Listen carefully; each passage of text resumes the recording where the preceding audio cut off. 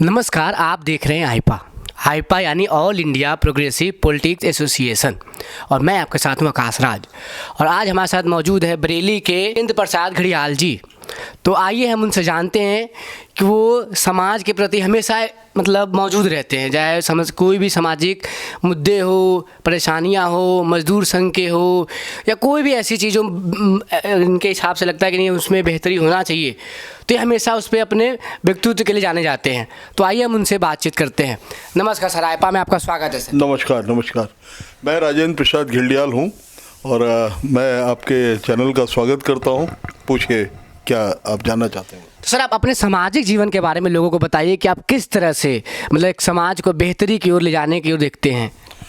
देखिए, मैं एक आज से नहीं बहुत लंबे वक्त से सामाजिक कार्यकर्ता हूँ। समाज की सेवा किसी भी रूप में की जा सकती है। आप आज अगर समाज की सेवा की बात करें तो हमारा बरेली में समाज सेवा मंच है। हम लोग एक चैरिटेबल हॉस्पिटल चला रहे हैं, एक चैरिटेबल ओपीडी चला रहे हैं और एक चैरिटेबल स्कूल चला रहे हैं। हम तमाम लावारिस डेथ बॉडीज़ का क्रिमेशन करते हैं, तमाम गरीब बच्चियों की शादियां कराते हैं और बड़े बड़े मेजर ऑपरेशंस उन गरीबों की कराते हैं जिनको उसकी आवश्यकता होती है। हमारे पैनल में 16 डॉक्टर्स हैं। सबसे रिक्वेस्ट करते हैं, प्रार्थना करते हैं और वो कम से कम पैसे में उन गरीबों का इलाज करते हैं, उन गरीबों का ऑपरेशन करते हैं। और फिर बहुत सारी समाज की विभिन्न स्थानों पर मैंने सेवाएँ दी हैं। तो आप जैसे कह रहे समाज, लेकिन अभी जो समाज के मौजूदा हालात में जो गलत नीतियाँ हैं, जैसे कि आप देखे होंगे जात पात का है कि मैं बड़ा हूँ, मैं छोटा हूँ, और उसके बाद आर्थिक तौर पे देखें तो कोई गरीब है तो कोई अमीर है, लेकिन बात सभी करते हैं समाज पे कि हाँ हम समाज के लिए कुछ करेंगे, लेकिन काम करना कोई नहीं चाहते हैं। तो वैसे लोगों को क्या निर्देश देंगे जो सिर्फ बातों में रह जाती है, जो धरातल पर उतरती ही नहीं है, तो उस पर करने की ज़रूरत है। देखिए, ऐसा है कि बात आपने बहुत जायज़ करी है। गाल बजाने से कुछ नहीं होता, काम करने से होता है। ऐसा सेवा मांगी नहीं जाती, सेवा देख करके करना शुरू कर देने वाले लोगों को सेवादार। तो वही बात है कि अगर आपको लगता है कि यहाँ पर कुछ गलत हो रहा है, गंदा हो रहा है और मुझे उसमें भागीदारी निभानी चाहिए, मुझे उसमें कुछ करना चाहिए, तो करने में संकोच नहीं करना चाहिए। अगर कहीं कूड़ा पड़ा है तो उसको उठा के अगर प्रॉपर हम डस्टबिन में डाल देते हैं तो कोई बुरी बात थोड़ी है, उसमें हम कोई घट नहीं जाते हैं, कोई कमतर नहीं हो जाते हैं। तो आपको लगता है कि कहीं पर अगर आप अचानक ये लगता है कि एक आदमी का गाड़ी का पहिया बस्ट हो गया, अब वो गाड़ी डिसबैलेंस हो गई, अरे तो हम रुकें, साइड से खड़े होकर के उस गाड़ी का सहारा दे करके उसकी मदद करें। मदद करने का भाव अगर आपके अंदर है तो तब कभी आप संकट में स्वयं आते हैं तो लोग भी आपकी मदद करते हैं कि जैसा ही करनी वैसी भरनी, ये है। और अभी जैसे कोरोना काल में आप लोगों ने देखा कि कितना भीषण हम लोगों ने अपने आमने सामने लोगों को मरते देखा, तड़पते देखा, परेशान होते देखा। ऐसे टाइम पर भी मैंने मेरे तमाम समाज सेवा मंच के लोगों ने कोशिश करी लोगों तक ऑक्सीजन सिलेंडर्स कैसे पहुंचाए जाए, लोगों को जो है किस तरह से उनको हॉस्पिटलाइज कराया जाए, किस तरह से रेमडेसिविर इंजेक्शन्स की व्यवस्था करी जाए, किस तरह से उनके परिवार में भोजन पानी की व्यवस्था करी जाए, किस तरह से उन गरीब लोगों को लॉकडाउन में खाना पहुंचाया जाए। तो ये अब हमारे घर वाले बहुत परेशान थे कि तुम इन स्थितियों में, परिस्थितियों में आप लोगों को बाहर नहीं निकलना चाहिए, बहुत बुरी हालत है। लेकिन हम लोग निकले, यानी निकले तो आज आपके सामने बैठे हैं, स्वस्थ बैठे हैं, कुछ नहीं हुआ हम लोगों को। तो हिम्मत तो करनी पड़ेगी, है नहीं, हिम्मत भी करना पड़ेगी और जज्बा आपको आज से पैदा नहीं होता, आपके साथ में आपको हस्तगत भी होता रहता, संस्कार में भी आता है ये हौसला करने का।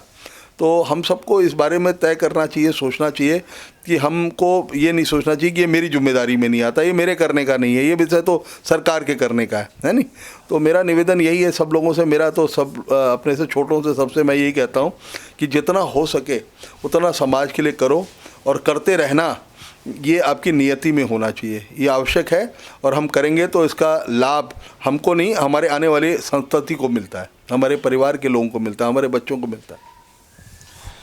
तो आपने भी कोरोना की बात छेड़ी है, तो ऐसा नहीं कि देश में सिर्फ पैसा राजनीतिक पार्टियों के पास भी है, सभी के पास पैसे हैं। और जो हालात आपने देखा कि रोडों पे लोग मरते फिर रहे थे, गवर्नमेंट ने तो छोड़ दिया था उनको कि हाँ जिसको जहाँ जाना है जाओ, कोई व्यवस्था नहीं की गई उनको, और अचानक से लॉकडाउन लगा दिया गया। लेकिन वो लोग जो कर सकते थे, जैसे आप बड़े बड़े एक्टरों को देख ले, क्रिकेटर थे तो बहुत मदद कर सकते थे, तो अगर ऐसे वक्त में लोग अगर जो समाज के थ्रू अगर साथ खड़े नहीं होते हैं तो वैसे लोग अब क्या कहना चाहते हैं कि क्या मतलब उस पद का या फिर उस पैसे का क्या फ़ायदा जो हमारे सामने कोई मरता हुआ नीचे वर्ग का लोग मर जाता है, वो स्वास्थ्य की कमी से, भूख की कमी से, इलाज की कमी से, तो क्या इन लोगों को आगे नहीं आना चाहिए था खुल के? ऐसा देखिए, वैसे तो जो कुछ बीता है वो बहुत अच्छा नहीं बीता, बहुत बुरा बीता है। और उस कालखंड में जो भी हुआ है उन सब से हम लोगों को आने वाले वक्त के लिए शिक्षा जरूर लेनी चाहिए।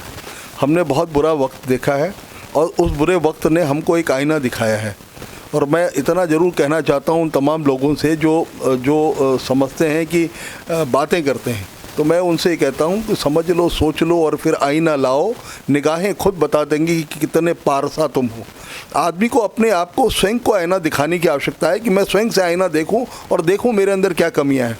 उस समय जो मज़दूर सड़कों पर चल रहा था, जो मज़दूर बेचारा बेघर हो गया था, जो मज़दूर रोटी रोटी को परेशान था, कुछ तो रेलवे पटरी पे ही कट गए थे बेचारे, थक के सो गए थे, ट्रेन आई और उनके ऊपर चढ़ गई। जी जी जी ऐसे भी हालात सामने हैं। उन तमाम हालातों से जो हमारे देश के मज़दूरों को गुजरना पड़ा। मैं मज़दूर क्षेत्र में भी काम करने वाला व्यक्ति हूँ। मेरी लगातार उस वक्त में उनके साथ में हम लोगों ने प्रयास करे। हमने, ऐसा नहीं कि हम लोगों ने प्रयास नहीं करे, जगह जगह पर उनके लिए हम लोगों ने कैंप्स आयोजित करे। शहरों के में जो एंट्री ले रहे थे वो लोग, तो हम लोगों ने शहरों के किनारों पर, पेट्रोल पंप पर, छोटी छोटी दुकानों पर होर्डिंग्स लगा करके उनको रोका, उनको पानी की, उनके भोजन की, उनके लिए जो मदद हम लोग कर सकते थे हम लोगों ने करने की पूरी व्यवस्था करी। लेकिन क्योंकि वो एक संख्या बहुत बड़ी थी, हमारे संसाधन कम थे, लेकिन फिर भी हम उस वक्त में भी उन लोगों के साथ में खड़े हुए। और जो लोग भी खड़े हुए, मैं उनके जज्बे को सादर प्रणाम करता हूं कि उन लोगों ने बहुत मेहनत करी लोगों ने। और उन सबको भी मैं सादर नमन करता हूं जिन लोगों ने अपने घर बार छोड़ करके सड़कों पर निकले और सकुशल अपने घर पहुंच गए। लेकिन ऐसी त्रासदी भगवान दोबारा से कभी भी हमारे समाज में, हमारे देश में ना आए, क्योंकि उससे हम सब लोगों ने बहुत कुछ खोया है। लेकिन जो खोया है उससे हम लोगों को सबक जरूर लेना चाहिए। आप हालांकि एजेड भी हैं, आपको बहुत चीज़ों का अनुभव भी होगा जीवन में, और आप बहुत क्षेत्रों में काम किए, जैसे आपने बताया बहुत मजदूर सेक्टर हो, पावर सेक्टर, बहुत सेक्टर में आपने काम किया। अब रैली में बहुत वक्त भी दिया होगा आपने। तो अभी जो समाज की मौजूदा स्थिति है, जिससे आप भी वाकई में जो मन में जो मतभेद होते हैं, लोगों को मनभेद कि हाँ वो नीच ऊंच का जो है, जाति पाति का है, तो क्या बदला है अब तक और क्या इसमें बदलाव होना चाहिए जो एक अच्छे समाज का निर्माण करे? देखिए, ऐसा है कि सब विचार हमको थोड़ा ठीक करना पड़ेगा, अपनी सोच को थोड़ा ठीक करना पड़ेगा। अभी ऐसा वैसे है नहीं। अब जाति पाति को लेकर के बहुत ज़्यादा भ्रम की स्थिति नहीं है। मैं आपसे बताऊं कि सपोज मैं सवर्ण हूँ, ब्राह्मण हूँ, मेरे मन में तो कभी भी किसी तरह का भाव ही उत्पन्न नहीं होता मेरे साथ। मेरे तो ना परिवार में, ना मेरे आसपास के वातावरण में ये तमाम चीज़ों का कोई महत्व नहीं है। और जिन लोगों के मन में इस बात का महत्व रहता है वो गलत है। मैं उसको बहुत विरोध की दृष्टि से देखता हूँ। ऐसे लोगों का बहुत विरोध करता हूँ जो जाति पाति या धर्म को आड़े ला करके अपनी सेवाएं देना चाहते हैं या उन्हीं की बात करते हैं। ऐसा बिल्कुल नहीं होना चाहिए। जिस तरह से रक्त की कोई जाति नहीं होता है, तो आप भी इंसानियत में भेदभाव ना करें, आपका ये कहना है?